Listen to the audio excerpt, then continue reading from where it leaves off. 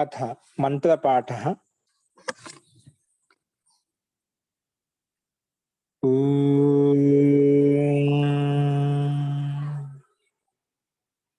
सहनाववतु सहनौ भुनक्तु सह वीर्यं करवावहै तेजस्विनावधीतमस्तु मा विद्विषावहै। ओम शांति शांति शांति।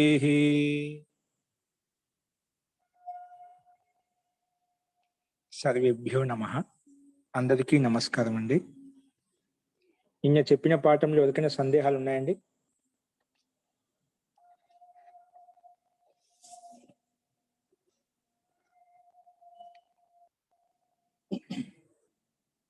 అస్తు ప్రకృతం అనుసరామః. నిన్న మనము రూపసిద్ధి చెప్పుకున్నాము. ఏ రూపసిద్ధి చెప్పుకున్నామంటే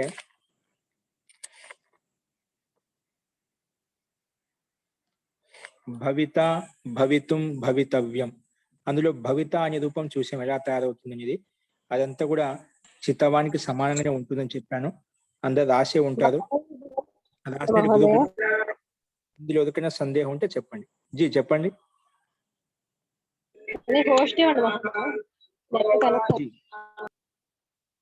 తో ఇందులో ఎవరికైనా సందేహం ఉండి భవిత రూపంలో మనం చేతాకి రూపసిద్ధి ఏ రకంగా అయితే చెప్పుకున్నామో సేమ్ అదే విధంగా వస్తుంది అని చెప్పాను. అది మళ్ళీ ఏమైనా రాయించాలన్నా సరిపోతుంది కదా. నెక్స్ట్ రూపంలోకి వెళ్ళిపోదాం. భవితుం రూపం సేమ్ భవితాకి సమానంగా ఉంటుంది, కాబట్టి కేవలం తుమ్మని ప్రత్యయం తీసుకొస్తాం. ఇక్కడ నోల్ త్రిచౌ అనే సూత్రం చేత ఏ విధంగా తీసుకొచ్చామో సమాన కర్తృకయో పూర్వకాలే అనే సూత్రం చేత తుమ్ముని తీసుకొచ్చినప్పుడు భవిత్వం అనే రూపం సిద్ధిస్తుంది మనకు. దీన్ని చెప్పుకుందామంటారా? ఒకటి చెప్పండి మహోదయాల. ఏదండి? భవిత రూపం చెప్పుకున్నాం కదా, అది మళ్ళీ రాపించమంటారా? భవిత్వం రాసుకోండి. భవిత్వం నిన్న భవిత్రు వరకు నేను చూపించాను. గుణసంధి చేసిన తర్వాత అవ ఏ చోయ వాయావహ ప్రకారం అవ ఆదేశం చేసిన తర్వాత మనకు ప్రక్రియ ఏదైతే ఉందో మిగిలిన ప్రక్రియ అంతా కూడా చేతాకి సమానంగా చెప్పాను. నువ్వు ఆగం తెచ్చుకొని దానికి ఉపదాకు దీర్ఘం చేసుకొని ఇదంతా కూడా మళ్ళీ లాస్ట్ లో సంయోగాంతస్య లోపహతోటి సంయోగంత లోపం చేసుకొని రూపసిద్ధి మనకు భవిత రూపం సిద్ధిస్తుంది అని చెప్పాను. ఇప్పుడు నెక్స్ట్ భవిత్వం రూపం చూడండి. అక్కడ కూడా సేమ్ ఏం లేదు, కేవలం ప్రత్యయం మారుతుంది. ప్రక్రియ మొత్తం పైన చెప్పిన విధంగానే ఉంటుంది. అయినా ఒకసారి చూసుకోండి, రాసుకోండి. భూధాతు ఇక్కడ కూడా ఒక పని చేయండి, చెప్తాను, కేవలం అర్థం చేసుకోండి, రాయాల్సిన అవసరం లేదు. ఒకసారి గమనించండి ఎక్కడ మార్పు వస్తుంది. మొత్తం ప్రక్రియ అంతా అదే ఉంటుంది. మీరు భవి తృచ్ ప్రత్యయ స్థానంలో ఆ తృచ్ ప్రత్యయం తీసుకొచ్చే సూత్రం ఎక్కడైతే రాశారో దాని స్థానంలో సమాన కర్తృకయో పూర్వకాలే అనే సూత్రాన్ని రాయాలి. ఏదండి? సమాన కర్తృకయో పూర్వకాలే ఆ సూత్రాన్ని రాస్తాం. ఎక్కడ? నుల్ త్రిచౌ అనే సూత్రం ఎక్కడైతే రాసామో ఆ సూత్ర స్థానంలో ఇది రాస్తామంట. అక్కడ తుమ్ముని ప్రత్యయం వస్తుంది. అప్పుడు మిగిలిన ప్రక్రియ భ, భవి, భూ, ఈ, తుమున్ ఆ రకంగా వస్తుంది. ఇక్కడ ఆర్ధాతు సంజ్ఞ పేరు పెట్టుకుంటాం. ఆర్ధాతు కస్యడు వలాదేహి తోటి మళ్ళా ఇట్ ఆగమం వస్తుంది. ఇట్ ఆగమం ఎక్కడ వస్తుందంటే ఆద్యంతో టకితో నియమం ప్రకారంగా కిత్ ఆగమ ఆదిర్భవతి, కిత్ ఆగమ అంతే భవతి అని చెప్పుకున్నాం కదా. నిన్న ప్రక్రియ ఇటులో టిత్ ఆగమం కాబట్టి తుమ్ముని ప్రత్యయానికి అవయవంగా వచ్చి ముందు వచ్చి కూర్చుంటుంది, ఆదిలో కూర్చుంటుంది. సో ఈ సూత్రం యొక్క ప్రయోజనం ఏంటంటే ముఖ్యంగా చెప్పాం కదా, అస్తేర్ భూ అనే సూత్రం చేత అసస్థానంలో భూ ఆదేశం అవుతున్నా అసస్థానంలో భూ ఆదేశం వస్తుందని చెప్పాం.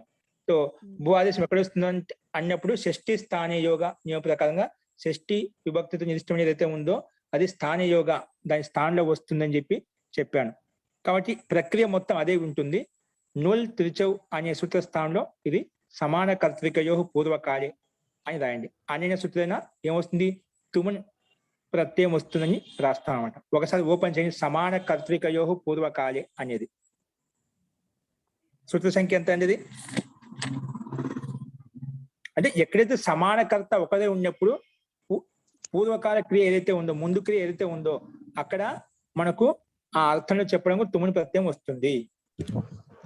3 3 158 ఆచార్య. 3 3 155. క్లిష్ట సంఖ్య చెప్పండి. 58 ఆచార్య. 58 పెట్టుకోండి 1వ భాగంలో.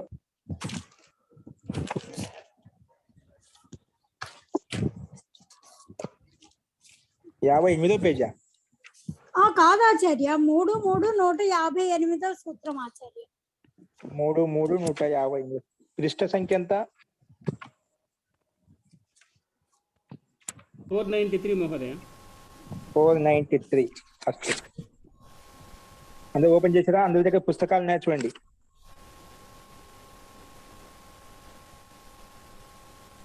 ఓకే అండి, ఇప్పుడు ఏమంటుంది ఓపెన్ చేసినా మీకు స్క్రీన్ మీద కూడా కనిపిస్తుంది. కనిపిస్తుందా స్క్రీన్ మీద? లేదు మహోదయ. స్క్రీన్ మీద లేదు. అక్కడ పరిశిష్టం ఒకటి పెట్టాను. పరిశిష్టం ఒకటి చూడండి, చెప్తాను. సమాన కర్తృకేషు తుమున్. సమాన కర్తృకయో పూర్వకాల సమాన కర్తృకేషు తుమున్. 3 3 158 పేజీ. నేను చెప్పడం తప్పు చెప్పాను. సమాన కర్తృకేషు తుమున్ ఈ సూత్రం అండి. ఓకేనా? పేజ్ నెంబర్ ఎంత మహోదయ? ఏంటండి? పేజ్ నెంబర్ మహోదయ. Page number 493 493. ఓకేనా? ఇదేముంటుంది? సమాన కర్తృకేషు ఇచ్ఛార్థేషు ధాతుషు ఉపపదేషు ధాతో తుమన్ ప్రత్యయో భవతి అని చెప్పుకున్నాం. అంటే సమానంగా ఉంది కర్త ఏ దానికైతే, అండ్ అలాంటి ఇచ్ఛార్థం ఉన్నప్పుడు, ఇచ్ఛార్థంలో ఇంకా ధాతునకు ఉపపదంగా ఉన్నప్పుడు ధాతువు చేత తుమన్ ప్రత్యయం వస్తుంది అని చెప్పాం. ఇప్పుడు దీనికి ఎగ్జాంపుల్ ఏ రకంగా అంటే దేవదత్త ఇచ్చతి భోక్తుం. గురుగారు కొంచెం మెల్లిగానే చెప్పండి, రాసుకుంటున్నాను. కొంచెం మెల్లిగానే చెప్పండి. నేను రాయిస్తాను దీన్ని మళ్ళీ కూడా రాయిస్తాను. నేను రాయిస్తాను. ఇక్కడ ఏమంటుందంటే దేవదత్త ఇచ్చతి భోక్తుం అంటే దేవదత్త భోక్తుం ఇచ్చేది. దేవతడు తినటానికి ఇష్టపడుతున్నాడు. ఏమి ఇష్టపడుతున్నాడు? దేవదత్తుడు తినటానికి ఇష్టపడుతున్నాడు. ఇక్కడ ఇచ్చతి ఒక క్రియ ఉంది, భోక్తుం ఒక క్రియ ఉంది. 2 క్రియలు ఉన్నాయి, కానీ 2 క్రియలకు కర్త ఎవరు? ఇక్కడ దేవదత్తనే. ఇచ్చతి క్రియాక కర్త దేవదత్తనే, భోక్తుం తినటానికి కర్త కూడా ఆ దేవదత్తనే. అంటే సమాన కర్త. 2టికి కర్త ఎవరు? భోక్తుం క్రియాకి ఇచ్చతి క్రియాకి. ఇష్టపడేది అతనే, తినేది కూడా అతనే, తినటానికి ఇష్టపడేది కూడా అతనే. కాబట్టి ఇలాంటి అర్థంలో తుమును ప్రత్యయం వస్తుంది. తుమును ప్రత్యయం వస్తుందని మనకి ఈ సూత్రం చెప్తుంది. అందుకే చూడు, దేవదత్త ఇచ్చతి భోక్తుం. భోక్తుంలో తుమును ప్రత్యయం ఇక్కడ మనకు కనిపిస్తుంది స్పష్టంగా. సో ఇలాంటి అర్థంలో సమాన కర్త, 2 క్రియలకు కర్త సమానంగా ఉన్నప్పుడు అలాంటి అర్థంలో మనకు తుమును ప్రత్యయం వస్తుందని చెప్పి ఈ సూత్రం ద్వారా తెలుసుకున్నాం. ఓకేనా? అర్థమైన ఉదాహరణలో దేవత ఇష్టపడుతున్నాడు. ఏంటి? తినటానికి ఇష్టపడు. దేవత భోక్తుం ఇచ్చతి. భోక్తుం తినటానికి, ఇచ్చతి ఇష్టపడుతున్నాడు. ఇచ్చతి క్రియాపదానికి భోక్తుం అనే తుముని ప్రత్యాంతానికి కర్త, 2టికి కర్త ఎవరు? దేవదత్తనే. అట్లా 2 క్రియాపదాలకు సమానమైన కర్త ఎక్కడైతే ఉన్నాడో అలాంటి సందర్భంలో, అలాంటి అర్థంలో ఈ సూత్రం ద్వారా మనకు తుముని ప్రత్యయం వస్తుంది. ఓకేనా? స్పష్టమైందా? ఇందులో ఒక సందేహం ఉందా? ఓకే అండి. సో ఇలాంటి అర్థంలో మనకు తుముని ప్రత్యయం వస్తుంది. అర్థమైందా? సో ఏం రాస్తుంది దీని అర్థము? అనేన సూత్రేణ సమాన కర్తృకేషు ఇచ్ఛార్థేషు ధాతుషు ఉపపదేశు ధాతో తుముని ప్రత్యయో భవతి. ఇందులో ఉన్న అర్థం మనం రాసేస్తాం. ఓకేనా? సో మనకి ఇక్కడ ఏంటి? భవిత్వం, భవిత, భవిత్వం రూపం తయారు చేయాలి. భవిత్వం తినడం కోసం అలాంటి అర్థంలో మనం తుముని ప్రత్యయం తీసుకొస్తాం. ప్రక్రియ మొత్తం ఇదే ఉంటుంది. కేవలం ఎక్కడ మారింది? నూలు త్రిచోస్తాను తుముని ప్రత్యయం పెట్టుకుంటాం. మిగిలినంతా ఇక్కడ తుముని ప్రత్యయం వచ్చిన తర్వాత దానికి సార్వధాతుక సంజ్ఞ పేరు వస్తుంది. పేరు పెట్టుకుని దానికి గుణం ఏకాదేశం చేసుకుంటాం. గుణం చేస్తాం. ఏంటి? సార్వధాతుక ఆర్ధధాతుక యోహతోటి గుణం చేస్తే భూ, భూకి గుణం భో అవుతుంది. తర్వాత ఏ చోయ వాయా ప్రకారంగా అవాదేశం చేసుకుని భవిత్వం అనే రూపం మనకు సిద్ధిస్తుంది.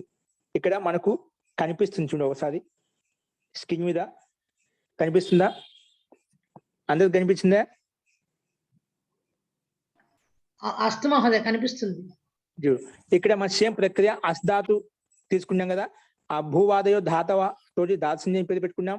తర్వాత ధాతు అధికారంలోకి వెళ్ళి ధాతుకు అధికారం వెళ్ళడానికి ముందే ఆర్ధాతుక విషయం అంటే ఆర్ధాతుక విషయం ప్రత్యయం తెచ్చుకోబోతున్నాం, ఆర్ధాతుక ప్రత్యయం తెచ్చుకోబోతున్నాం అని చెప్పి ఆ ఆర్ధాతుక విషయంలోనే మనము అస్తేర్ భూ అనే సూత్రం చేత అసిస్థానంలో భూ ఆదేశం చేసుకున్నాం. ఈ సూత్రం ఏమంటుంది? అస్ధాతో స్థానే భూ భూ ఇది అయం ఆదేశో భవతి. కానీ ఎప్పుడు ఆర్ధాతుక విషయే, ఆర్ధాతుక విషయం అంటే ఆర్ధాతుక ప్రత్యయం రాబోతుంది, తీసుకోబోతున్నాం అనే విషయాన్ని దృష్టిలో పెట్టుకునే ఆర్ధాతుక ప్రత్యయం రావడానికి ముందే ఖచ్చితంగా వస్తుంది ఆర్ధాతుక ప్రత్యయం అనే విషయ సప్తమి ప్రకారంగా ఆ ప్రత్యయం రాబోతుంది అని చెప్పి ఆర్ధాతుక విషయంలో ఆర్ధాతుక ప్రత్యయం రాబోతుందని చెప్పి ముందుగానే ఊహించి మనము అస్తేర్ భూ అనే సూత్రం చేత అస్ధాతు స్థానంలో భూ ఆదేశం తెచ్చుకుంటాం. కాబట్టి మనం ఆ ప్రత్యయం రాకముందుకే ఆ ఆర్ధాతుక విషయం భావించి सर सुनाई नहीं दे रहा सर. ఇప్పుడు వినిపిస్తుందండి? ఇప్పుడు వినపడుతుంది వినిపిస్తుందా? మహోదయ, వినపడుతుంది. ఇందా నుంచి వినిపిస్తుంది మహోదయ.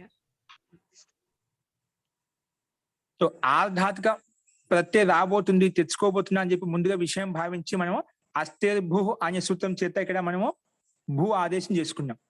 సో భూ ఆదేశం కూడా ఎక్కడ అవుతుంది? అస్థానంలో భూ ఆదేశం వస్తుంది చెప్పాం. కానీ అసస్థానంలో భూ ఆదేశం ఎక్కడ వస్తుంది అన్నప్పుడు అసస్థానంలో కూడా అకార స్థానంలో రావాలా, సకార స్థానం రావాలా? ఎక్కడ వస్తుంది? అస్ధాతుక్ అని చెప్పి అస్లో మనకు 2 వర్ణాలు ఉన్నాయి. అందుకు ఏ దానికి వస్తుంది? ఒక సందేహం పూర్వపక్షి అడగవచ్చు మనకు. ఆ సందేహ నివృత్తి కోసమే మనకి ఇక్కడ అనేకాల్సిత్ సర్వస్య అనే సూత్రం ప్రకారంగా ఇక్కడ అనేక ఆదేశం కాబట్టి మనకి వచ్చే ఆదేశం ఏంటి? అస్ధాతు స్థానంలో భూ ఇది అయం ఆదేశం పోతుంది. భూ అనేది ఆదేశం వస్తుంది. అంటే భాలో ఉండేటువంటి ఉకారం 2 వర్ణాలు ఉన్నాయి అంటే అల్ అంటే అనేక అల్లులే, ఒకటి కన్నా ఎక్కువ ఉంటే అనేక అల్లుల కింద తీసుకుంటాం. కాబట్టి అనేక ఆదేశం కాబట్టి ఈ సంపూర్ణ అసస్థానంలో మనకు భూ ఆదేశంగా వస్తుంది. కాబట్టి అసస్థానం సంపూర్ణ అసధాతు స్థానంలో భూ ఆదేశంగా వచ్చిందన్నమాట. ఓకేనా? తో ఇక్కడ మన షష్ఠి స్థాన యోగ వచ్చి మనకి ఏం చేసింది? ఇది అనియత యోగ షష్ఠి స్థాన యోగ మంతవ్య. దాని స్థానంలో షష్ఠి విభక్తి నిలిష్టం కదా మనకు అస్తేర్ భూ, హస్తే షష్ఠి విభక్తి ఏకవచనంలో ఉంది ఇక్కడ అనమాట. అది దాని స్థానంలో వస్తుందని చెప్పి మనకు ఆ రకంగా అర్థం చేసుకున్నాం. ఈ సూత్రం ప్రకారంగా మనం అర్థం చేసుకున్నాం అనమాట. అందుకే అసధాతు స్థానంలో మనకు భూ ఆదేశంగా వచ్చింది. దీనికి నిర్ణయం కూడా అనేకాల్సిత్ సర్వస్య అనే సూత్రం వచ్చేసి మనకు స్పష్టంగా చెప్పింది అనమాట. అందుకే భూ ఆదేశంగా వచ్చిన తర్వాత ఇప్పుడు మళ్ళీ ఒక సమస్య వచ్చింది. ఇప్పుడు అసధాతు కానీ అసధాతు స్థానంలో వచ్చింది భూ అనేది ఆదేశం, అది ధాతువు కాదు. మరి ఎలా అవుతుంది? అది ధాతు అయింటే ధాతుకు అధికారంలోకి వెళ్ళి మనం ప్రత్యయం తెచ్చుకునే వాళ్ళం. ఇప్పుడు అసస్థానంలో వచ్చింది ఆదేశం. ఇప్పుడు ఆదేశం అయినప్పుడు అది ధాతు కాదు కదా. ఇప్పుడు మళ్ళీ ధాతుకి అధికారంలోకి వెళ్ళి ప్రత్యయం ఎలా తెచ్చుకోవాలి అన్నప్పుడు దానికి ఒక సూత్రం చెప్పుకున్నాము. ఏం చెప్పుకున్నాం? స్థానివత్ ఆదేశాః భవంతి. ఈ మాట ఎవరు చెప్పారు? స్థానివదాదేశో అనల్విదౌ. ఆదేశాః స్థానివత్ భవంతి.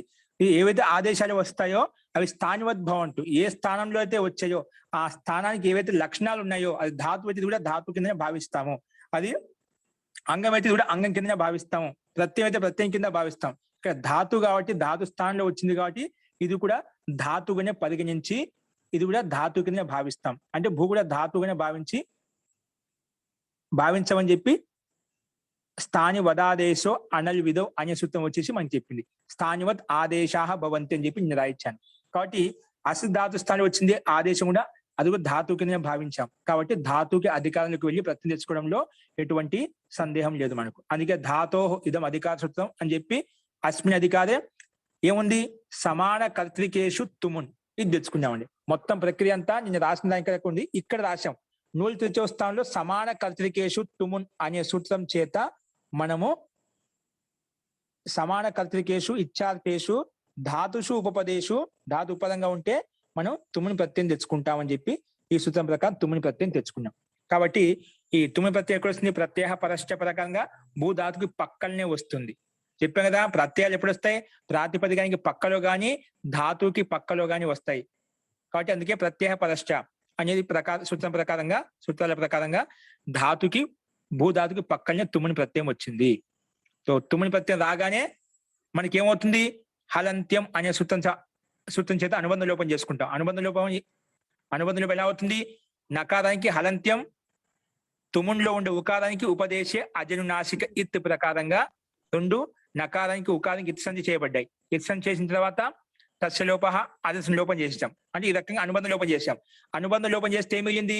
కేవలం భూ తుమ్ మిగిలింది. తుమునుక తుమ్ శేషం మిగిలింది అన్నమాట. శేషంగా మిగిలింది. అంటే ఉకారం నకారం రెండు వెళ్ళిపోయాయి.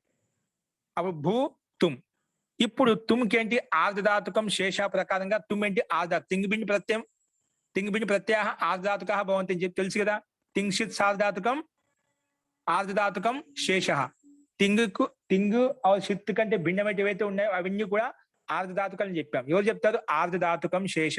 శేష ఆర్ధధాతుక సంజ్ఞకా భవంతి. శేష అంటే తింగ్షిత్ భిన్నా ఏ ప్రత్యయ సంతి అవన్నీ కూడా ఆర్ధధాతుకాలుగా పరిగణించామట. తింగ్షిత్ భిన్నమైనటువంటి ప్రత్యయాలను కూడా ఆర్ధధాతుకాలుగా తీసుకుంటాం. అందుకే ఇది తుమున్ అనేది తింగు కాదు, షిత్ కాదు. కాబట్టి భిన్నమైంది. కాబట్టి తుమునికి ఆర్ధధాతుకం శేష ప్రకారంగా దీనికి ఆర్ధధాతుక సంజ్ఞ అని పేరు వచ్చింది. ఓకేనా? తుమునికి ఆర్ధధాతుకం శేష అనే సూత్రం చేత ఆర్ధధాతుక సంజ్ఞ అని పేరు పెట్టుకున్నాం. సరే, ఆర్ధధాతుక సంజ్ఞ అని పేరు పెట్టుకోవడం వల్ల ఎలా వస్తుంది మనకు? ఆర్ధధాతు కస్యేడ్ వలాదేహి అనే సూత్రం వచ్చింది. ఏమంటుంది? వలాది ఆర్ధధాతుకస్య ఇట్ ఆగమో భవతి. వలాది ఆర్ధధాతు ప్రత్యయానికి ఇక్కడ తుమున్లో మొట్టమొదటి అక్షర త అంటే వలాది ప్రత్యయం. వలి ప్రత్యాహారంలో ఉండేటువంటి వర్ణం. ఆ వలాది ఆర్ధధాతుక ప్రత్యయానికి ఏమొస్తుంది? ఇట్ ఆగమంగా వస్తుంది. సో ఇట్ ఆగమం ఎక్కడ వస్తుంది? వలాది ఆర్ధధాతు ప్రత్యయం ఇట్ వస్తుంది చెప్పి. ఇట్ అనేది ఎక్కడ వస్తుంది? ఆదిలో వస్తుందా, మధ్యలో, అంతిమంలో? అంటే దానికి నిర్ణయం ఆద్యంతో టకితో ప్రకారంగా ఆదిలో కూర్చుంటుంది. అందుకే ఏమైపోయింది? భూ ఈ తుమ్ ఏమొస్తుంది? భూ ఈ తుమ్. అక్కడ స్క్రీన్ మీద ఉండే మొత్తం అలాగే రాసేయండి. భూ ఈ తుమ్. ఇప్పుడు భూ ఇట్ తుమ్. ఇట్ కూడా అనుబంధ లోపం చేస్తే ఏమవుతుంది? భూ ఇట్ తుమ్. చూడండి, స్క్రీన్ మీద కనిపిస్తుంది. భూ ఇట్ తుమ్. ఇప్పుడు ఈ స్థితిలో ఇటుకి అనుబంధ లోపం చేస్తాం. హలంత్యం ప్రకారంగా ఏమిటి? ఈ మిగులుతుంది. భూ ఈ తుమ్. ఇప్పుడు ఈ స్థితిలో తుమ్ము అనేది ప్రత్యయం కదా. యస్మాత్ ప్రత్యయ విధి తదాది ప్రత్యయేంగం ప్రకారంగా ప్రత్యయం పక్కన ఉంటే పూర్వస్య అంగ సంజ్ఞ భవతి అని చెప్పుకున్నాం కదా. ప్రత్యయ పదతః పూర్వస్య అంగ సంజ్ఞ భవతి. ఇక్కడ తుమ్ముని ప్రత్యయం పక్కన ఉంటే ముందు అంగ సంజ్ఞ అవుతుంది. తో అంగ సంజ్ఞ అవుతుందా? ఈకి కూడా అంగ సంజ్ఞ వస్తుందా? ప్రత్యయం తుమ్మును కదా, ఈ కూడా అంగ సంజ్ఞ వస్తుంది కదా. భూ ఈ అంగం అవుతుందా లేదా ఓన్లీ భూ అంగం అవుతుందా? భూ ఒకటే అవుతుంది. ఎందుకంటే ఈట్ అనేది ఆగమం. ఆగమాలు అవయవంగా వస్తాయి. ఎవరికైతే చెప్పామో అది వాటికి అవయవంగా కూర్చుంటాయి. కాబట్టి ఇది కూడా ప్రత్యయం కిందనే భావిస్తాం. కాబట్టి ఈ తుమ్ అనేది ఇటుగా ఈ అనేది తుమ్మున్ ప్రత్యయం యొక్క అవయవం కింద భావించాం కాబట్టి ఇది కూడా ప్రత్యయం కింద తీసుకుంటాం. అప్పుడు కేవలం భూ మాత్రమే అంగం అవుతుంది. ఆ అంగానికి దానికి భూకి అంగ సంజ్ఞ అయిపోయిందన్నమాట. అంగ సంజ్ఞ పేరు పెట్టుకోగానే అంగస్య ఇదం అధికార సూత్రంలోకి వెళ్ళిపోయి సార్వధాతుక ఆర్ధధాతుకయో. సార్వధాతుక ప్రత్యయం పక్కనున్న ఆర్ధధాతుక ప్రత్యయం పక్కనున్నా కూడా మనకి ఏమొస్తుంది? అంగానికి గుణం వస్తుంది. విగంతస్య అంగస్య గుణో భవతి.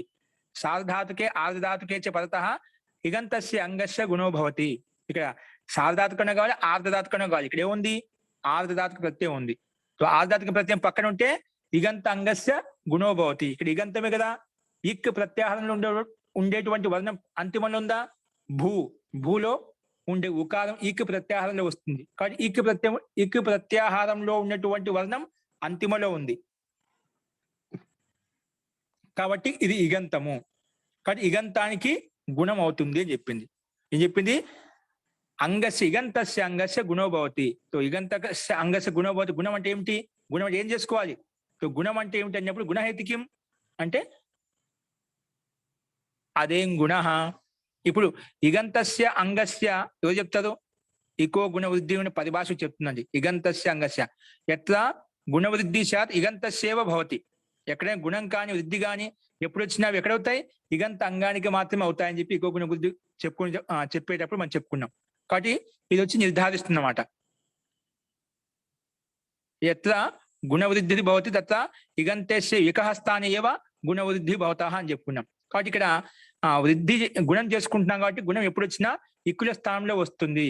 అది ఏన విధి తదంతస్య నియమ ప్రకారంగా తదంతస్య గ్రహణం చేసుకుంటేనా ఇగంతస్య అని చెప్పుకున్నాం అన్నమాట. కాబట్టి ఇగంతం అంగం ఉంది కాబట్టి మనకు భూలో ఉండే ఉకారానికి గుణం ప్రాప్తమైంది. అప్పుడు గుణం అంటే ఏమిటి అన్నప్పుడు అదేం గుణ అనే సూత్రం వచ్చేసి మనకి నిర్ధారిస్తుంది. గుణం అంటే ఏమిటి? ఆ ఏ ఓ ఇది ఏతేషాం వర్ణానం గుణ సంజ్ఞ అని చెప్పుకున్నాం. సో ఈ 3 వర్ణ గుణం అని ఉంది. సో ఆ గుణంలో కూడా 3 వర్ణాలు ఉన్నాయి. ఉకార స్థానంలో 3 వర్ణాలు వచ్చాయి. దాంట్లో ఏం చేసుకోవాలి? మనకు 1 కావాలి. అప్పుడు దాని నిర్ణయం కోసం స్థానేంతరతమః, స్థానే అంతరతమః అంటే సదృశతమః ఆదేశः భవతి. స్థానంలో అత్యంత సదృశంగా ఉండేది, అంతరతమంగా ఉండేది ఏదైతే ఆదేశం ఉందో అది తెచ్చిపెట్టుకో అని చెప్పి అని ఈ సూత్రం ద్వారా తెలిసిందన్నమాట. ఇప్పుడు ఉకార స్థానం ఏంటి? ఉప పద్మానీయ ఓష్ట్యా ప్రకారం ఓష్ట స్థానం. అంటే ఓష్ట స్థానం ఏదైతే ఉందో ఈ 3 వర్ణాల నుంచి అది తెచ్చుకోవాలి. ఇక్కడ ఆ ఉంది, అది కంఠస్థానం కలవదు. తర్వాత ఏ ఉంది, ఇది కంఠతాలు, ఇది కూడా కలవదు. తర్వాత ఓ ఉంది, ఇది కొంచెం ఓష్ట స్థానం, ఓష్టం కలిసాయి కాబట్టి అత్యంత సామీప్యంగా ఉంది, అత్యంత దగ్గరగా ఉంది కాబట్టి అదే వర్ణం తెచ్చుకుంటాము. అంటే ఉకార స్థానంలో ఓకారం గుణంగా వస్తుంది. అందుకే ఊ స్థానం ఓ గుణం ఓ చేసుకుంటే భో అయిపోయింది. భో ఈ తుమ్, భో ఈ తుమ్. ఇప్పుడు మన సంహిత అధికారులకు వెళ్ళి పద సన్నికర్ష సంహిత వర్ణానం అత్యంత సామీప్యంగా రాయడాన్నే సంహిత అని చెప్పాం. వర్ణాలను అత్యంత సామీప్యంగా కలిపి రాయడాన్ని మనం సంహిత అని చెప్పుకున్నాం. కాబట్టి పరహ సన్నికర్ష సంహిత నియమం ప్రకారంగా వర్ణానం అత్యంత సామీప్యం సంహితా సంజ్ఞకో భవతని చెప్పుకున్నాం. కాబట్టి వర్ణం అత్యంత సామీప్యంగా రాస్తున్నాం కాబట్టి దీనికి సంహిత అని పేరు పెట్టాం. సంహిత అని పేరు పెట్టడం వల్ల సంహితాయాం అధికారంలోకి వెళ్ళి ఏ సూత్రం ఉంది? ఏ చోయ వాయావహ, ఇది మనకు తెలిసిన సూత్రమే. తో ఇక్కడ ఓకార స్థానం ఉంది కాబట్టి ఓ స్థానం అవు ఆదేశంగా వస్తుంది. ఓకాదశ స్థానే అవు ఆదేశ భవతి. కాబట్టి ఇక్కడ ఓ స్థానంలో అవు తెచ్చుకుంటాం. అందుకే ఆ ఓ స్థానం అవు తెచ్చుకున్నప్పుడు ఓన్లీ ఓకార స్థానంలో బకార స్థానం మొత్తం భో స్థానంలో అవు రాదు. బకారంలో ఉండే ఉకారం ఏదైతే ఓకార స్థానంలో మాత్రం అవు వస్తుంది. అందుకే భ హలంతం పెట్టుకున్నాం. అవ్వు ఈ ఎలాగుందో అలాగే ఉంది, తుమ్ముని ప్రత్యయం కూడా అలాగే ఉంది. ఇప్పుడు కలిపి రాసినాం అనుకోండి, బకార హలంతం కాబట్టి అవులో ఉండే అకారం బాలో కలుస్తుంది, వకారంలో ఉండే హలంతానికి ఈ కారం కలిస్తే భవిత్వం అయిపోయింది. ఏమొచ్చిందండి? భవిత్వం. మన లక్ష్యం ఏంటి? భవిత్వం కావాలి. భవిత్వం. ఓకేనా? తో మనకు భవిత్వం రూపు వచ్చింది. తర్వాత ఏమైపోయింది? మళ్ళా తుమ్మి ప్రత్యయకి కృత్ ప్రత్యయం కాబట్టి కృదతింగ్ ప్రకారంగా ఉంది. కృత్ సంజ్ఞ పేరు పెట్టుకుంటాం. ఏం పెట్టుకుంటాం అండి? కృత్ సంజ్ఞ పేరు పెట్టుకుంటాం. కృత్ సంజ్ఞ పేరు పెట్టుకుని ఎలా వచ్చింది? కృత్ తద్ధిత సమాసాశ్చ అనే సూత్రం చేత ప్రాతిపదిక సంజ్ఞాన్ని పేరు పెట్టుకున్నాం. ఏం పేరు పెట్టుకున్నాం? ప్రాతిపదిక సంజ్ఞాన్ని పేరు పెట్టుకున్నాం. ప్రాతిపదిక సంజ్ఞాన్ని పేరు పెట్టుకుని ఎలా వస్తుంది? జ్ఞా ప్రాతిపదిక అధికారంలోకి వెళ్ళి మళ్ళీ సు తెచ్చుకుంటాం అన్నమాట. పూర్వతో స్వాదుత్పత్తి ప్రక్రియ మొత్తం చేసేసి సు తెచ్చుకుంటాం. సు తెచ్చుకున్న తర్వాత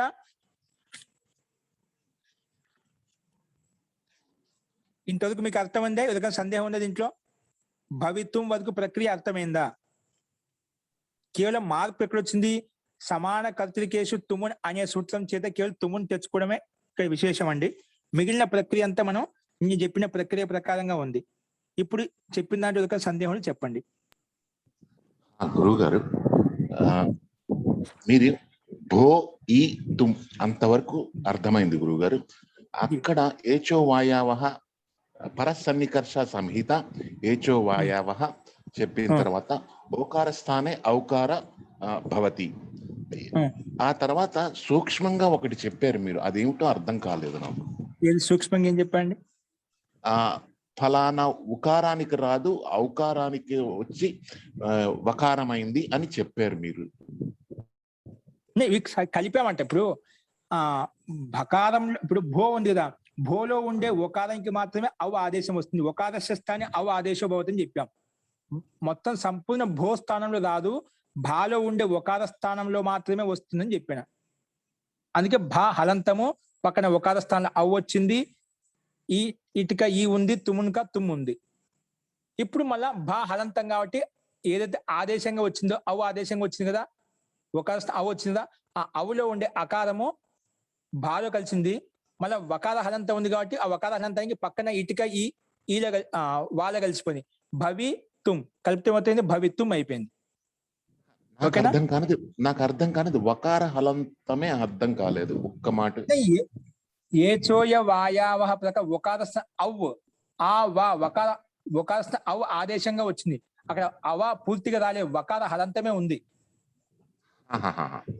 ఓకే ఓకే, సేమ్ నిన్న కూడా ఇదే డౌట్. ఫైన్, నాకు అర్థమైంది. వకార హలంతమే ఉంది, ఆ వకార హలంతానికి పక్కన ఈ కలిపేసాం అంతే.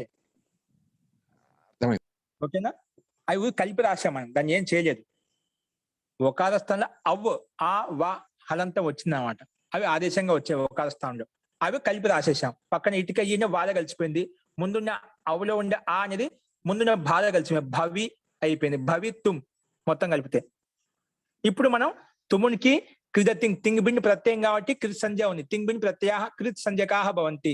కృత తింగ్ ప్రకారంగా దీనికి కృత్ సంజ్ఞ పేరు పెట్టుకోవడం ఎలా వచ్చింది? కృత్ తద్దిత సమాసాశ్చ కృదంతస్య ప్రాతిపదిక సంజ్ఞ భవతి. కృత్ ప్రత్యయ ఏ దానికైతే అంతిమంలో ఉందో దానికి ఆ మొత్తానికి ప్రాతిపదిక సంజ్ఞ అని పేరు వస్తుందన్నమాట. ఇప్పుడు తుముని ప్రత్యయం ఎవరికి అంతిమంలో ఉంది? భవికి అంతిమంలో ఉంది. ఎవరికి అంది? భవికి అంతిమంలో ఉంది. అంటే ఏ దానికైతే అంతిమంలో ఉందో ఆ మొత్తానికి ప్రాతిపదిక సంజ్ఞ భవతి అని చెప్పి పేరు పెట్టుకున్నాం. సో ప్రాతిపదిక సంజ్ఞ పేరు పెట్టుకోవడం ఎలా వస్తుంది? జ్ఞా ప్రాతిపదిక అధికారంలోకి వెళ్ళి పూర్వవత్ సు ఆది ఉత్పత్తి చేసినాం అనుకోండి, ప్రథమ విభక్తి ఏకవచనంలో వస్తుంది, సు ప్రత్యయం వస్తుంది, భవితుం సు. ఓకేనా? జ్ఞా ప్రాతిపదిక అధికారానికి వెళ్ళి పూర్వవత్ మొత్తం ప్రక్రియ ముందు ఏదైతే చెప్పామో స్వాదుత్పత్తి ప్రకారంగా సు వస్తుంది, భవి తుమ్ సు.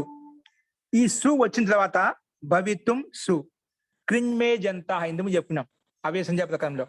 కృత్ యో మకారాంత ఏజంతశ్చ అవ్యయ సంజ్ఞకో భవతి అని చెప్పి, ఇక్కడ కృత్ అయి ఉండాలి, అది మకారాంతమే ఉండాలి, ఏజంతమే ఉండాలి. ఇక్కడ ఏముంది? భవిత్వంలో కృత్ ప్రత్యయం కానీ యజంతం లేదు, కానీ మకారాంతం ఉంది కదా. భవిత్వంలో మకారం అంతిమంలో ఉంది కాబట్టి క్రిన్మేజంత ప్రకారంగా కృత్ యో మకారాంత తస్య అవ్యయ సంజ్ఞ భవతి.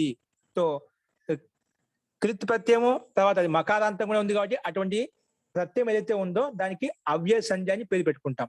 తుమునికి అవ్యయ సంజ్ఞ అని పేరు పెట్టుకున్నాం. అవ్యయ సంజ్ఞ అని పేరు పెట్టుకుని ఎలా వచ్చింది? అవ్యయ దాప్ సుపహ అనే సూత్రం వచ్చేసి అవ్యయానికి పక్కలో సుప్పు ఉంటే దానికి లుక్ అవుతుంది. అవ్యయా తుత్రస్య సుపహ లుక్ భవతి. అందుకే అవ్యయానికి పక్కలో ఉండే సుప్ ఏదైతే ఉందో దానికి లుక్ చేసేసాము. లుక్ చేయడం వల్ల ఏం మిగిలింది? భవితుం అనే రూపం మనకు సిద్ధించింది. మన లక్ష్యం అదే కదా, భవితుం రూపాన్ని మనం తయారు చేయాలి. ఎలా వచ్చింది దాన్ని తయారు చేయాలన్నమాట. ఓకేనా? ఈ రకంగా భవితుం అనే రూపం మనకు సిద్ధించింది అనమాట. ఓకేనా? ఇప్పుడు ఒక సందేహం చెప్పండి.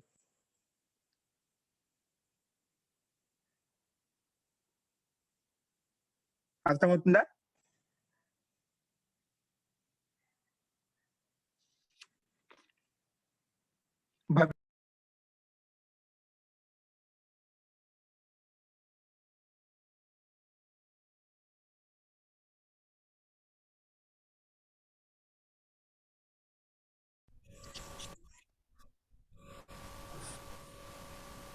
అస్తు. సో ఈ రకంగా భవిత్వం అనే రూపం సిద్ధిస్తుంది. అదే ప్రక్రియ సేమ్ ఒకటే ఉంది మనకు. సమాన కర్తృకేషు తుమున్ సూత్రం చేసి తుమున్ తెచ్చుకుంటాం. మిగిలిన ప్రక్రియ అంతా ఒకే విధంగా ఉంది. లాస్ట్ లో సు తెచ్చుకున్న తర్వాత క్రిన్మేజంత అనే సూత్రం ప్రకారంగా అవ్యయ సంజ్ఞాన్ని పేరు పెట్టుకుంటాం. అవ్యయ సంజ్ఞాన్ని పేరు పెట్టిన తర్వాత అవ్యయానికి పక్కన ఉండే సుకి లుక్కు చేస్తాం. అప్పుడు భవిత్వం అనే రూపం మనకు సిద్ధిస్తుంది. అలాగే భవితవ్యం ఏంటండి? భవితవ్యం మొత్తం ప్రక్రియ అంతా ఒకే విధంగా అన్నిటికీ ఎలా ఉందో అలాగే రాస్తాం. ఎక్కడ ఇప్పుడు మనం సమాన కర్తృకేషు తుమ్మును రాశాం కదా, ఆ సూత్రం రాకుండా ఇక్కడ తవ్యతవ్యానీయర పరిశిష్టంలో ఉంది. తవ్యతవ్యానీయర అనేన సూత్రన తవ్యత్ ప్రత్యయం వస్తుందని రాస్తాం. అనేన సూత్రన తవ్య ప్రత్యయ భవతి. తవ్యత్ ప్రత్యయం వస్తుంది. ఏమొస్తుంది? తవ్య ప్రత్యయం వస్తుంది అన్నమాట. ఏమొస్తుంది? తవ్య తవ్య నీయర. దీంట్లో 3 ప్రత్యయాలు ఉన్నాయండి. తవ్య ప్రత్యయం ఒకటి ఉంది, తవ్యత్ ప్రత్యయం ఒకటి ఉంది, అనీయత్ ప్రత్యయం ఒకటి ఉంది. మొత్తం 3 ప్రత్యయాలు ఉన్నాయి. కానీ ఇక్కడ మనం మన లక్ష్యం ఏంటి? భవితవ్యం అనేది లక్ష్య సిద్ధి పెట్టుకున్నప్పుడు ఈ సూత్రం ప్రకారంగా తవ్య ప్రత్యయం తెచ్చుకుంటాము. ఇక్కడ భవి భూ ఇట్టు తుమ్మును వచ్చింది కదా, ఇక్కడ భూ ఇట్టు తవ్య రాస్తాం. మళ్ళా ఇది గుణం చేసుకొని భూకి భూ అయిపోతుంది, ఇటు తెచ్చుకుంటాము. మళ్ళీ మొత్తం కలిపితే ఏ చోయ వాయా ప్రకారంగా భవి తవ్య అయిపోతుంది. ఇప్పుడు భవిత్వం ఎలా వచ్చిందో భవితవ్య వస్తుందన్నమాట. భవితవ్య వచ్చిన తర్వాత ఇక్కడ కూడా సు తెచ్చుకుంటాము. ఇక్కడ సు తెచ్చుకున్న తర్వాత అవ్యసంజాన్ని పేరు పెట్టుకోం, కానీ అతోం అనే సూత్రం చేత ఆ సూస్థానం అమ్ము తెచ్చుకుంటాం. అమ్ము తెచ్చుకొని అమి పూర్వ సూత్రం ప్రకారంగా కలిపి రాస్తాం. అప్పుడు భవితవ్యం అనే రూపం సిద్ధిస్తుంది.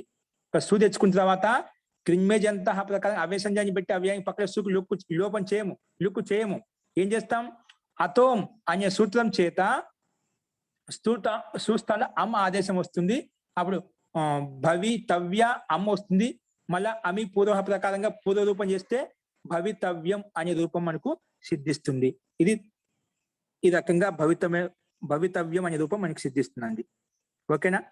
ఇప్పుడు భవితుం భవితవ్యం ఇంకొక సందేహం ఉందా? అది మీరు ఒకసారి రాయండి. గ్రూప్ లో పెట్టారు కదా, చూశాను నేను.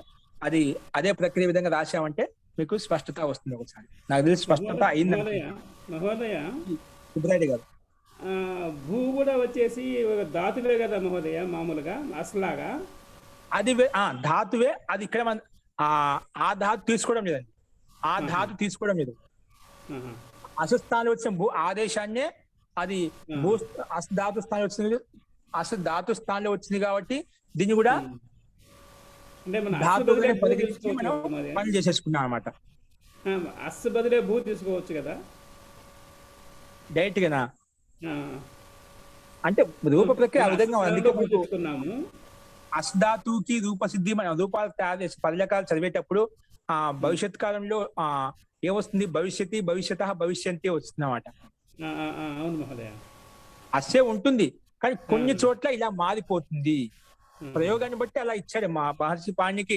లోకంలో శాస్త్రంలో ప్రయోగాలు ఎలా ఉన్నాయి, ఆ ప్రయోగాన్ని బట్టి అలా తయారు చేయాల్సి వచ్చింది అన్నమాట. మనకు భూదాత్మ కార్యం సిద్ధించినప్పుడు మనకి చేయాల్సిన అవసరం లేదు కదా. భూదాత్మ ఆల్రెడీ ఉంది. కానీ అస్థిస్థ సంతి అశిస్థ ఆ రూపాయలు కూడా కావాలంటే అస్ధాతు ఖచ్చితంగా రావాలి. అప్పుడు భవిష్యత్ కాలంలో రూపం రావాలని అనుకుని ఏ రాస్తాం? అస్థాన భూ ఆదేశం చేసుకుంటే భవిష్యత్తు రూపం వస్తుంది. అస్థాన భూ ఆదేశం చేయకపోయినా అనుకుని ఎలా వస్తుంది? కాబట్టి ఇక్కడ కూడా ప్రక్రియ కొంచెం అర్థంలో కొంచెం సూక్ష్మంగా భేదం ఉంటుంది. దానికోసం 2 రకాల ప్రయోగాలను బట్టి శాస్త్ర ప్రయోగాన్ని బట్టి మనకి ఈ రకంగా మహర్షి యొక్క ఒక ప్రణాళిక అది మనకు ఎందుకు అనేది మనకు పూర్తిగా అది అవగాహన వచ్చింది అనుకోండి, అన్ని ధాతులు తెలుసుకునే అనుకోండి, అందుకోసం ఈ సూత్రం రచించాల్సి వచ్చింది అని చెప్పి తెలుస్తుంది. ఈ ధాతు కూడా పెట్టాల్సి వచ్చింది అని తెలుస్తుంది మనకు. అలాగే అనేక ధాతులు ఉన్నాయి, ఒకటే కాదు, చాలా ధాతులు ఉన్నాయి ఒకే అర్థాన్ని ఇచ్చేటువంటి. ఓకేనా? ఓకే, ఈ రకంగా మనము చూసామండి. ఓకేనా? కాబట్టి ఇదంతా చూడండి. చెప్పండి. ఇది తవ్యానీయర్ అనే సూత్రం చేత తవ్య అనే ప్రత్యయం తెచ్చుకుంటామండి. తర్వాత సు ప్రత్యయం తెచ్చుకుంటాము. సో తవ్య సు అయింది. అదే అతోయం అనే సూత్రం చేత సు ప్రత్యయం అంగా మారింది. అతోం అనే సూత్రం చేత సుస్థానే అమ్ ఆదేశ భవతి. సుస్థానంలో అమ్మ ఆదేశమైంది. అప్పుడు అమి పూర్వ అనే సూత్రం ఎట్లా పనిచేస్తోంది? ఈ తవ్య ప్లస్ అమ్మ అంటే తవ్య భవితవ్య అమ్ము. ముందు భవితవ్యం మొత్తం ప్రక్రియ అదే విధంగా వస్తుంది. భవితవ్య అమ్ము. భవితవ్యాలో యాల ఆ ఉందా? యాల ఆ ఉంది. అమ్ములో మొట్టమొదటి అక్షరం ఆ ఉంది. ఓకేనా? 2 అకారాలు కలిసి తవ్యలో ఉండే అకారము అమ్ములో ఉండే ఆకారం 2 కలిసేసి అమి పూర్వ అనే సూత్రం. పూర్వ పరయోస్థానం పూర్వ రూపం ఏకాదేశం పోదు. పూర్వలో ఏదైతే రూపం అదే పెట్టుకొని చెప్పింది. 2 తీసేసి ఒకే ఆకారం పెట్టినాం. ఏ ఆకారం పెట్టుకోవాలి? ముందుండే ఆకారం పెట్టుకొని చెప్పింది. తవ్యలో ఉండే ముందుండేది ఆకారమే కదా, హ్రస్వ ఆకారం కాబట్టి అదే అయిపోయింది. అంటే 2 కలిసి ఒకటే ఆకారంగా మారిపోయాయి. అందుకే భవితవ్యం కలిసిపోయాయి. అవునండి, అర్థం కాలేదా? అర్థమైందండి. ఇక్కడ చూడండి స్కీమ్ రాస్తాను. ఇక్కడ అంటే ఏంటి నేను మనకు తవ్యం అనే రూపమే తెచ్చుకున్నామేమో, అప్పుడు ఇంకా అమ్ కలిస్తే మారుతుంది కదా అని చెప్పేసి అనుకున్నాను. తవ్యం అదే అలా తెచ్చుకోలేదండి. ఇక్కడ తవ్యాన్ని తెచ్చు తవ్యాన్ని తెచ్చుకున్నామండి. ఓకే. ఇప్పుడు ఏ రకంగా అంటే ఇప్పుడు మనకు స్థితి ఇలా ఉంటుంది. భవి తవ్య ఇదండి. ప్లస్ అమ్ము ఇక్కడ ఉంది. ఏముంది? అమ్ము ఉంది. ఇప్పుడు యాలో ఆ ఉంది, అమ్ములో ఆ ఉంది. ఓకేనా? ఈ రెండు కలిసి ఒక ఆగా మారిపోతాయి. ఒకే ఆ కింద అది అమి పూర్వ. అమ్ము పక్కన ఉంటే పూర్వ రూపం పోతుంది. పూర్వంలో ఏదైతే రూపం ఉందో అదే పెట్టుకోమని చెప్పాం. అంటే రెండు ఆలు కలిసి ఒకటే ఆకారంగా వస్తున్నాం. అంటే ముందుండే ఆకారం ముందుండే ఆకారం, అమ్ములో ఉండే ఆకారము ముందుండే ఆకారం కలిసిపోతున్నాం అంటే ఒకటే అయిపోతుంది. అవి ఒకటే అయినప్పుడు ఏమవుతుంది?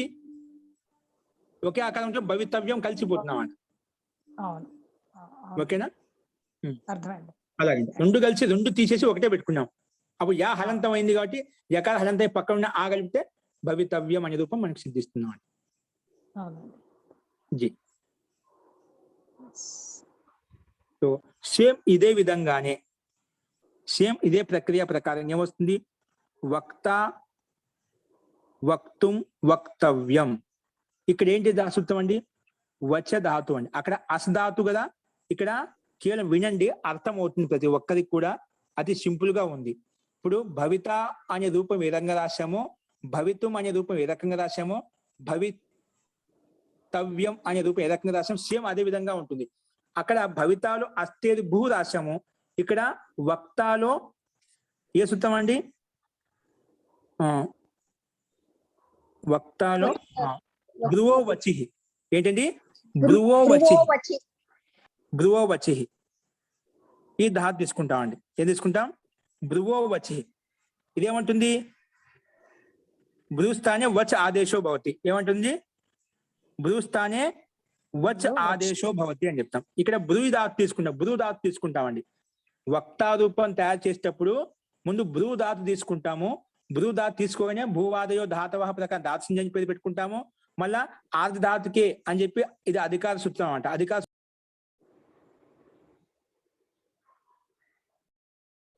ధాతుక ప్రత్యయం తెచ్చుకుంటామని చెప్పి ముందు ఊహించి ఈ సూత్రం ఏం చేస్తుంది? భ్రువో వచి అనే సూత్రము భ్రూ స్థానంలో వచ్ ఆదేశం చేస్తుంది.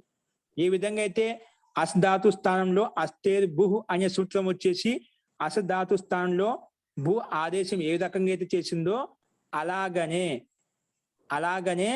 భ్రూ ధాతు స్థానంలో భ్రూ ధాతో స్థానే వచ్ ఆదేశో భవతి అని చెప్తాం. భ్రూ అంటే అల్ప ప్రాణమా అండి? అల్ప ప్రాణం అండి. సామాన్య బకారం. ఓకేనా? భ్రూ ధాతు మీకు పరిశిష్టం 616 పేజ్ చూడండి, అక్కడ ఇచ్చాడండి.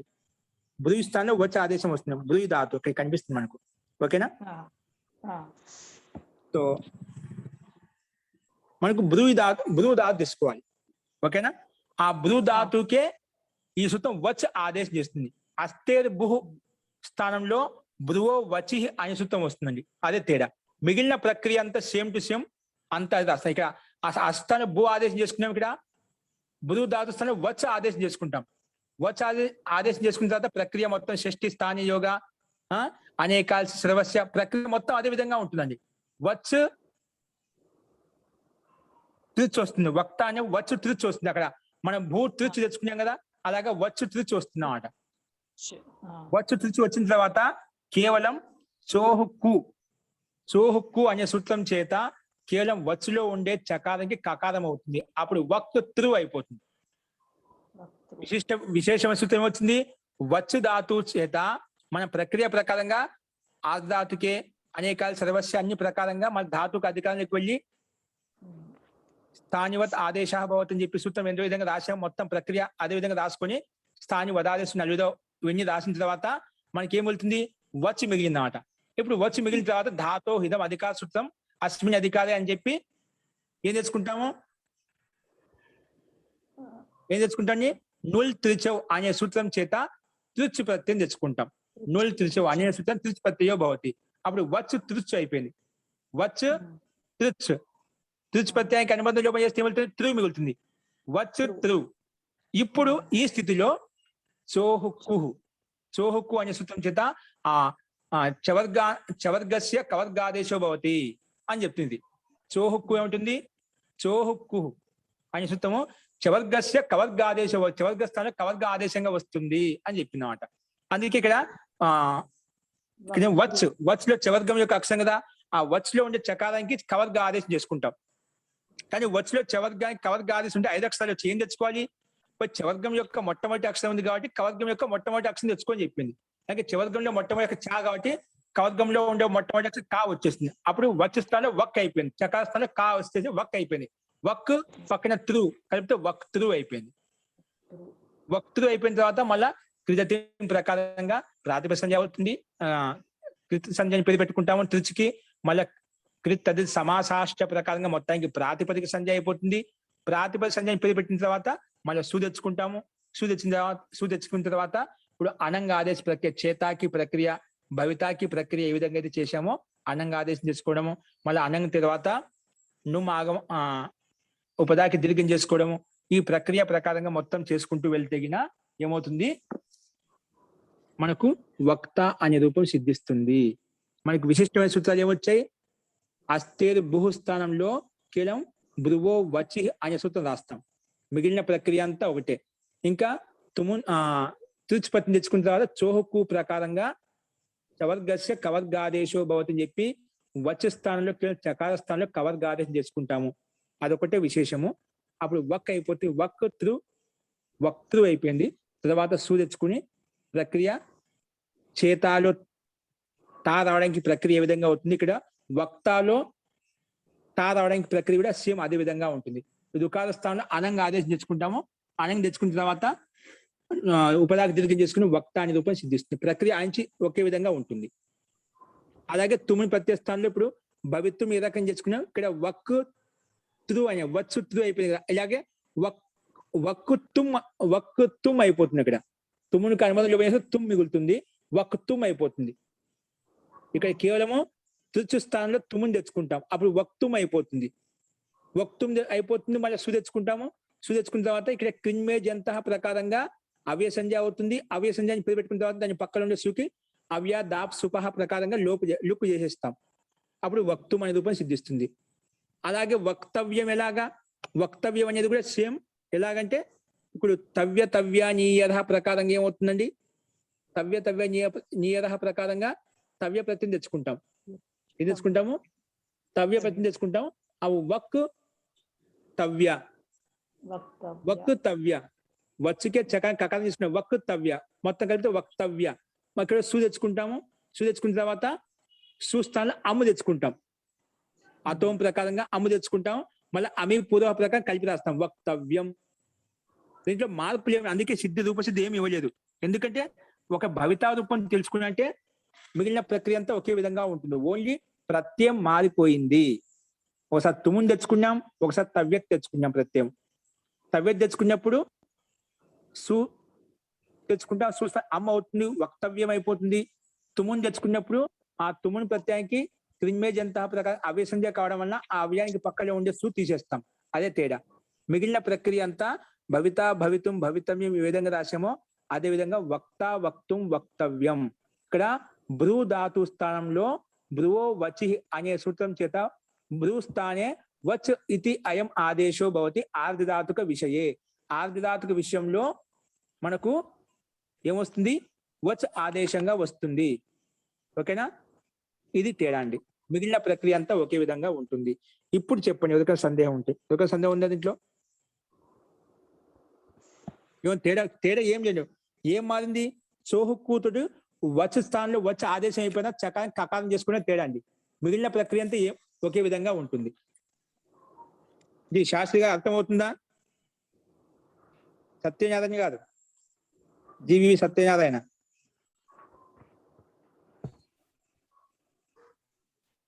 మహోదయ స్పష్టమైంది, అర్థమవుతుందా?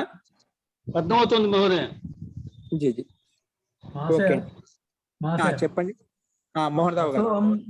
అతోం సూత్రం ప్రకారం అమ్మ ఆదేశం వస్తుంది కదా, అది యాక్చువల్గా సూత్రం ప్రకారం నపుంసకలింగమైన అదంత అంగం కంటేనే అమ్మ ఆదేశంగా వస్తుంది అన్నాడు కదా, నపుంసకలింగం అని ఎలాగా? దాని ఆప్షన్ ఏమి వీడదా? అతోంతో అమ్ తెచ్చుకుంటాము. అంటే అమ్మ తెచ్చుకునేటప్పుడు అది నపుంసకలింగం అయి ఉండాలి అంగం అంటున్నాడు. దానికి మనం నపుంసకలింగం అని మనం డిఫైన్ చేయలేదు కదా.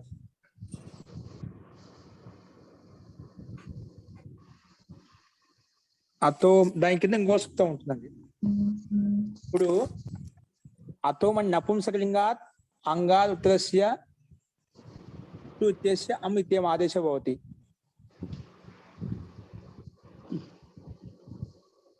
అదంతాత్ అంగాత్ అని చెప్పింది కదా. అంతంగా ఉన్నాడు అదంతం, అది సరిపోతుంది. అదంతాత్ అంగాత్ అని చెప్పా కదా. అదంతాత్ అంగాత్ నపుంసక అంగాత్ అని. అదంతాత్ అంగాత్ నపుంసకాత్స్య. నపుంసకాత్స్య. అచ్చ అంటే లేదా చక్క నపుంసకలింగానికి ఉత్తరంగా కానీ అదంత అంగానికి ఉత్తరంగా కానీ ఇక్కడ అదంతంగా అని చెప్పి దాన్ని పక్కన చేసుకుంటాం. ఏదో ఒకటైనా పర్లేదు, సరిపోతుంది. అదంతమైన ఉండాలి, నపుంసకలింగానికి పక్కన ఉండాలి. అందుకే ఇక్కడ అదంతం నిమిత్తం చేసుకుని చూస్తాను అమ్ము తెచ్చుకున్నాం. ఓకేనా? అలాగే ఇంకొక ప్రక్రియ ఉంది, దద్యత్ర మధ్వత్ర చెప్పుకున్నాం. ఇక్కడ ఈ సూత్రం ఎక్కడ పనిచేసింది? ఎక్కువ అయినచ్చి అనే సూత్రం వచ్చేసి ఇక్కడ ఈ సూత్రం ఉంటుంది, ఇక స్థానే ఏన భవతి అచి పరత. ఈకో నుంచి ఏమంటుంది? దది ప్లస్ అత్ర. ఇది సంధి సూత్రం అండి. దది ప్లస్ అత్రలో ఈ సూత్రం వచ్చి పనిచేస్తుంది. ఇది సంధి సూత్రం. ఈకో అయినచ్చి ఇక్ స్థానంలో ఇక షష్ఠి విభక్తి ఏకవచనము, ఎన్న ప్రథమ విభక్తి ఏకవచనం, అచి సప్తమి విభక్తి ఏకవచనం. ఇక్కడ ఇక స్థానే ఇక్ స్థానంలో ఎన్న ఆదేశం అవుతుంది అని చెప్పి, ఇక్ స్థానం ఎవరు చెప్పారు? ఇక్ స్థానంలో అవుతుంది చెప్పి షష్ఠి స్థానే యోగా బై షష్ఠి విభక్తి నిర్దిష్టమైన ఏదైతే ఉందో అది స్థానే యోగం అంతా దాని స్థానంలోనే అవుతుందని అర్థం చేసుకోవాలి. ఎవరు చెప్పారు? మన ప్రకృతి సూత్రం చెప్పింది. షష్ఠి స్థానే యోగా మంతవ్య. షష్ఠి విభక్తితో నిర్దిష్టమైన ఏదైతే ఉందో దాని స్థానంలో పని చేసుకోవాలి అని చెప్పి ఈ సూత్రం చెప్పింది. కాబట్టి మనము ఇక్కడ అర్థం చేసుకున్నాం అనమాట. అంటే ఇకో ఎనర్జీలో ఇక అనేది షష్ఠి విభక్తి ఏకవచనంలో ఉంది. మరి షష్ఠి విభక్తిలో ఉన్నప్పుడు దాని స్థానంలో చేసుకొని ఎలా తెలుస్తుందంటే షష్ఠి స్థానే యోగా అనే సూత్రం ప్రకారంగా షష్ఠి విభక్తితో నిర్దిష్టం ఏదైతే ఉందో దాని స్థానంలో పని అవుతుంది. అందుకే ఇక్కడ దది ప్లస్ అత్రలో దదిలో ఈ ఉంది, పక్కన అత్రలో ఆ ఉంది. ఇక్కడ దదిలో ఈ అనేది ఇక్ అని ఇక్కుల్లో ఉంది. ఏముంది? ఇక్ ప్రత్యాహారంలో వస్తుంది. ఈ ఊరు ఆ ఇక్ స్థానం వస్తుంది. ఇక స్థానే ఎన్ ఆదేశో భవతి. ఇక్ స్థానంలో ఇక్ స్థానే శబ్దం వచ్చి ఎక్కడి నుంచి వస్తుందంటే షష్ఠి స్థానే యోగా మంతవే. షష్ఠి స్థానంలోనే వస్తుంది అని చెప్పి ఈ సూత్రం ప్రకారంగా దాన్ని స్థానంలో చేసుకుంటాము. నేను మాటి చెప్పేవాను కదా, షష్ఠి విభక్తి దాని స్థానంలో పని అవుతుంది. ఎలా చెప్పాను? ఈ సూత్రం ప్రకారంగా చెప్పామన్నమాట. పంచమి దాని పక్కలో అవుతుంది, సప్తమి దాని ముందుకు అవుతుంది అనేది కూడా మనకు సూత్రాలు వస్తాయి. ఇప్పుడు ఒక షష్ఠి విభక్తికి సూత్రం వచ్చింది. షష్ఠి స్థానే యోగా మంతవ్య. షష్ఠి స్థానంలో అవుతుంది, అలా అర్థం చేసుకోవాలి అని మనం ఈ సూత్రం ప్రకారంగా మనము దాని స్థానంలో దదిలో ఉండే ఇకార స్థానంలో యకారం ఎన్ని ఆదేశం చేసుకుంటాం. అందుకే ఈ స్థానం యా అయినప్పుడు దద్య అయిపోయింది, కలిపితే దద్యత్ర. ఈకే స్థానంలో యా వచ్చింది అనమాట. అలాగే మధు ప్లస్ అత్రలో మధ్వత్ర. ఇక్కడ కూడా మధులో ఉండే ఉకార స్థానంలో వకారం వచ్చింది, ఊ స్థానం వచ్చింది. ఊ అనేది ఇక్కులో ఉంది అనమాట. ఇక్ స్థానంలో మనము ఇకార స్థానం అంటే ఇక్కు ప్రత్యాహారంలో ఉండే వర్ణ స్థానంలో వకారం తెచ్చుకున్నాం, అంటే ఎన్ని తెచ్చుకున్నాం. క్రమంగా ఉకార స్థానంలో వా వచ్చింది అన్నమాట. అందుకే మధ్వత్ర అయిపోయింది. అలాగే రుకార స్థానం పితృ ప్లస్ అర్థం పిత్రర్థం, పితృ ప్లస్ అర్థం పిత్రర్థం. ఈ రకంగా రుకార స్థానంలో రకారం వచ్చిందన్నమాట. అంటే రు స్థానంలో రా హలంతంగా వచ్చిందన్నమాట రుకార స్థానం. ఎందుకంటే ఈ ఊ రు లు 4 వర్ణాల స్థానంలో క్రమంగా యా వా రా లా రు వచ్చినప్పుడు రా వస్తుంది అన్నమాట. అందుకే రుకార స్థానం రా పెట్టుకుంటే పిత్ర అర్థం కలిపితే పిత్రర్థం అయిపోయింది అనమాట. అంటే అన్నిట్లలో ఇకో ఎనర్జీ అనే సూత్రం ప్రకారంగా ఇక్కు స్థానం ఎన్ని ఆదేశం అయిపోయింది. ఇప్పుడు ఇక్కు స్థానంలోనే చేసుకోవాలని ఎవరు చెప్పారంటే షష్ఠి స్థానే యోగా అనే సూత్రం ప్రకారంగా దాని స్థానంలో చేసుకున్నాము అని చెప్పడం కోసం వచ్చిందన్నమాట. ఇక్కడ ఇకో ఎనర్జీ వచ్చి పనిచేస్తాను ఇక్కు స్థానం ఎన్ని ఆదేశం అవుతుందని చెప్పుడు ఆ ఇక్కు షష్ఠి భక్తిలో ఉన్నప్పుడు దాని స్థానంలో అవుతుంది. నువ్వు ఎలా నిర్ధారిస్తున్నావు అంటే మహర్షి పాణి ప్రకారంగా సూత్రం ప్రకారంగా నేను చెప్పాను. షష్ఠి స్థానే యోగా మంతవ్య, స్థానంలో అవుతుందని అర్థం చేసుకోవాలి. స్థానే యోగ మంతవ్య అని ఈ సూత్రం చెప్పింది కాబట్టి మనం ఇక్ స్థానంలో ఎన్నులు చేసుకున్నాము. ఈ రకంగా దద్యత్ర మధ్వర్తలో కూడా మనము ఈ సూత్రం ఎక్కడ వినియోగించబడుతుంది అనేది చూసాం. అంటే ముఖ్యంగా ఎక్కడైతే సూత్రంలో పద విభాగం పదచ్ఛేదం చేసినప్పుడు షష్ఠీ విభక్తితో ఎక్కడైతే విడగొడతామో, ఎక్కడైతే షష్ఠీ విభక్తిలో ఉందో దాని స్థానంలో పని చేసుకొని చెప్పడం కోసం ఈ సూత్రం ఎల్లప్పుడూ వెంటాడుతూనే ఉంటుంది అన్నమాట. నువ్వు ఎక్కడ షష్ఠీ విభక్తి వచ్చినా అక్కడ ఇది నిర్ణయం చేయడం పరిభాష సూత్రం పరిగెత్తుకుంటూ వస్తున్నాడు. నువ్వు ఇత్ సంజ్ఞని పేరు పెట్టుకోగానే తస్య లోపం వచ్చేసి ఏ విధంగా చెప్తుందో లోపం చేయని చెప్పి నువ్వు ఎవరికైతే ఇతని పేరు పెట్టేదానికి లోపం చేస్తావు. అలాగే నువ్వు ఎక్కడైతే షష్ఠీ భక్తిని పేరు పెట్టావో దాని స్థానంలో పని చేసుకొని చెప్పడం కోసం ఎల్లప్పుడూ సిద్ధంగా ఉంటుందన్నమాట. అర్థమైందా? ఎక్కడ షష్ఠీ భక్తితో విడగొట్టినా అక్కడ షష్ఠి దాని స్థానంలో పని అవుతుందని చెప్పడం కోసము షష్ఠీ స్థానే యోగ అనే సూత్రం సిద్ధంగా ఉంటుంది. ఇది ఒకటి గుర్తుపెట్టి. ఈ రకంగా షష్ఠీ స్థానే యోగ అనే సూత్రంలో ఉండేటువంటి ఉదాహరణలు మనం పూర్తిగా చూసాము. ఇప్పుడు ఇంకా మీకు ఎటువంటి సందేహం ఉన్నా ఇప్పుడు చెప్పండి. గురుగారు దధ్యత్రాలో దీనికి మూల ఏమంటారు అది? దది ప్లస్ అత్ర ఇది అండి. ధాతువు ఏమిటండి ఇందులో? ఇది ధాతు ఏం లేదు, డైరెక్ట్ గా శబ్దాలు తీసుకున్నాను. దది ప్లస్ అత్ర ఈ రకంగా ఈ స్థితిలో డైరెక్ట్ తీసుకున్నామాట.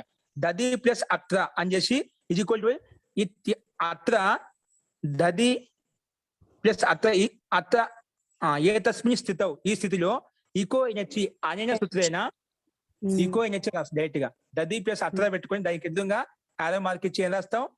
ఈకో ఎనర్జీ అనేన సూత్రేనా ఈక్ స్థాని ఎన్ ఆదేశ భవతి. ఈక్ స్థానం ఎన్ని ఆదేశం వస్తుంది. ఇప్పుడు ఇక్ స్థానంలో ఎన్ని ఆదేశం వస్తుంది ఎవరు చెప్పాను నీకు? ఇక్ స్థానంలో అంటే షష్ఠీ స్థానే యోగా మంతవ్య. ఇక షష్ఠి ఎందుకు వచ్చిందండి? దాని స్థానంలో షష్ఠీ భక్తి ఉంది, బాగానే ఉంది. షష్ఠీ భక్తి ఉన్నంత మాత్రం దాని స్థానంలో పనిచేసుకునే రోజులు ఉందా? అట్లయితే సూత్రం చెప్పడం లేదు కదా. ఈకో ఎనర్జీలో ఇక షష్ఠీ భక్తి ఏకవచనం, ఎన్ ప్రథమ విభక్తి ఏకవచనం, విభక్తి విడగొట్టుకున్నాం అంతే. దానికి అర్థం చెప్తున్నాం ఇక ఎన్ భవతి అలా పెట్టుకో. ఇక్ స్థానంలో ఎన్ని భవతి ఎలా వచ్చింది నీకు? ఇక స్థానం చేసుకుని ఎవరు చెప్పారు అంటే ఈ పరిభాష చెప్పింది. ఆ సూత్రం వచ్చి పోయి ఎక్కడైతే షష్ఠీ విభక్తిలో విడగొట్టిన పదం ఏదైతే ఉందో దానికి ఖచ్చితంగా దాని స్థానంలోనే పని అవుతుంది అని చెప్పిన మాట. ఇప్పుడు ఇక్ అనేది షష్ఠీ విభక్తిలో ఉంది కాబట్టి ఇక్ అనగా ఇక్ ప్రత్యాహారంలో వర్ణాలు ఏవైతే ఉన్నాయో వాటి స్థానాల్లో ఎన్నులు వస్తాయి. ఇక్కడ ఇక్కులు క్రమంగా 4 ఉన్నాయి కాబట్టి ఎన్నులు కూడా వాటి స్థానంలో క్రమంగా 4 వస్తాయి. ఓకేనా? ఈ డైరెక్ట్ రాసి ధాతు ప్రత్యయం చూపించలేదు, డైరెక్ట్ గా దది ప్లస్ అత్ర ఇదే స్థితిలో మనం చూపిస్తాం అంతే.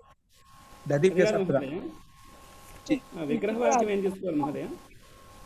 విగ్రహవాక్యం దది ప్లస్ అత్ర ఇదే పెట్టుకోవాలి. డైరెక్ట్ గా దది ప్లస్ అత్ర ఇదే స్థితి తీసుకుంటాం.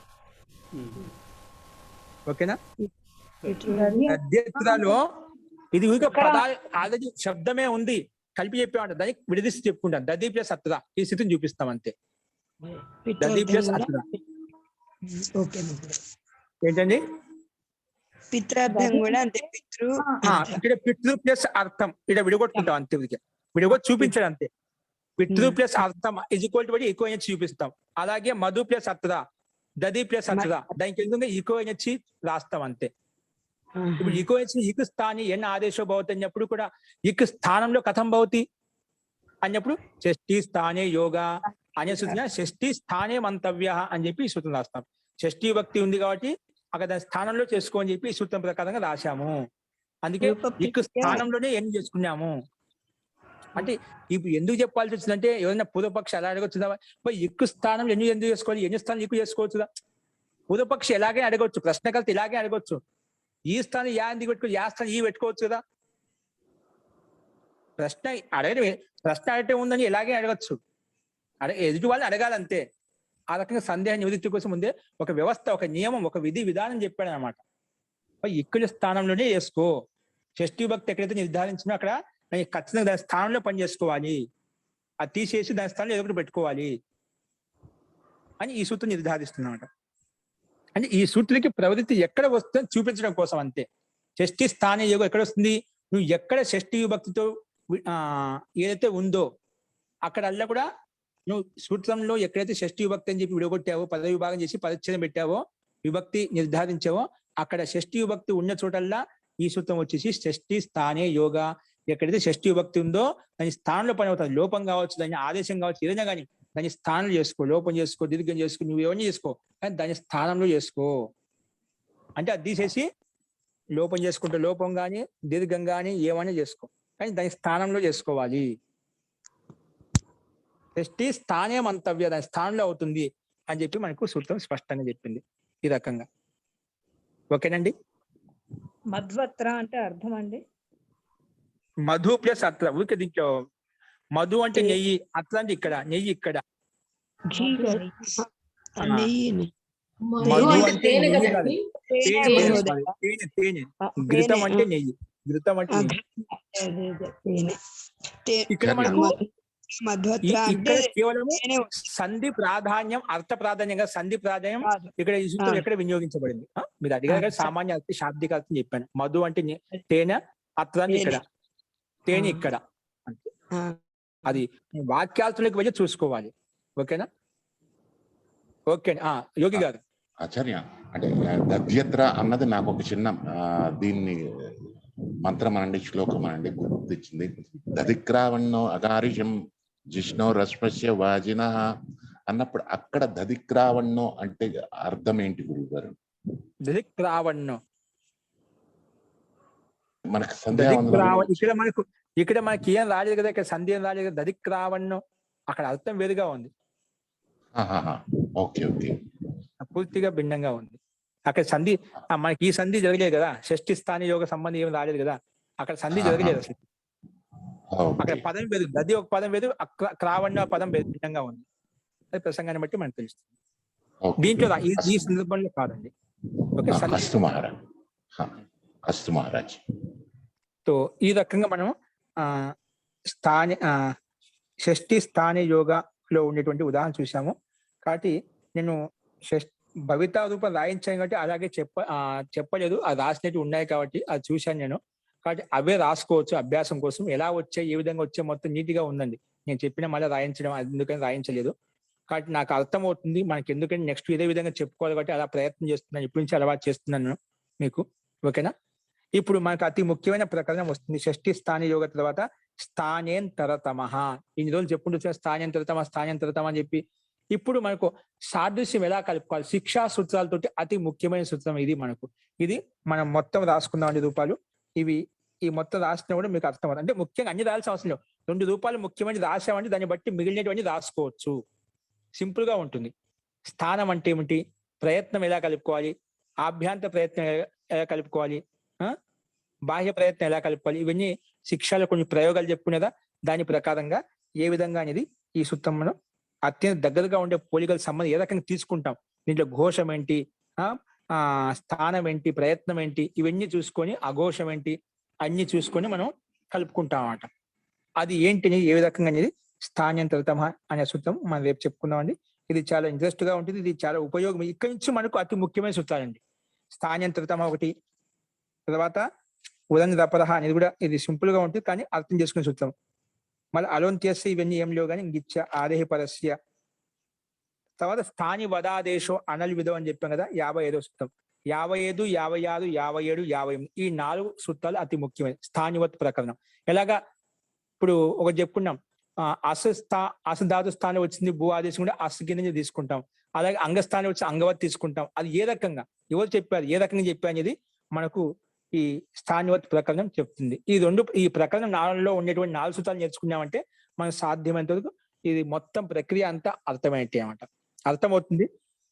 అతి సింపుల్ గా ఉంటుంది కానీ అర్థం చేసుకునే ప్రక్రియ ఎక్కువగా ఉంటుంది. వాటిని అర్థం చేసుకోవడానికి ప్రయత్నం చేద్దాం. దీంట్లో మనకు రూపసిద్ధి రాసినప్పుడు ఇంకా స్పష్టం అవుతుంది మీకు కూడా. ఓకే అండి. సో ఇంకా ఎందులో ఎవరికైనా సందేహాలు చెప్పండి, లేదంటే రేపు మనము స్థానంతరతమ అనేది రేపు మొదలు పెట్టుకుందామండి. ఇది మరి ఖచ్చితంగా ఒకసారి దాంట్లో గ్రూపులు పెట్టానండి, నేను చూసి మధ్యాహ్నం పెట్టాను, రాసుకోండి. ఓకేనా? ఒకసారి చూడండి మీరు ఎలా రాశారు, ఏ విధంగా రాశారు అనేది గమనించండి. ప్రతి ఒక్కరికి అర్థం అవుతుంది కూడా. ఓకే, అస్తు అండి. మంత్రపాఠ. నీకు ఎవరికైనా సందేహాలు ఉంటే మంత్రపాఠం అయిపోయింది అడగండి.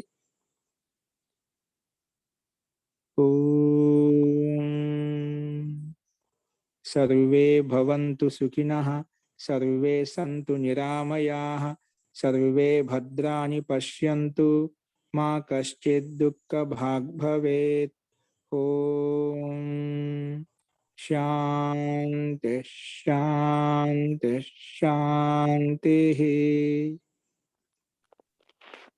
సర్వేభ్యో నమః. అందరికీ నమస్కారం అండి.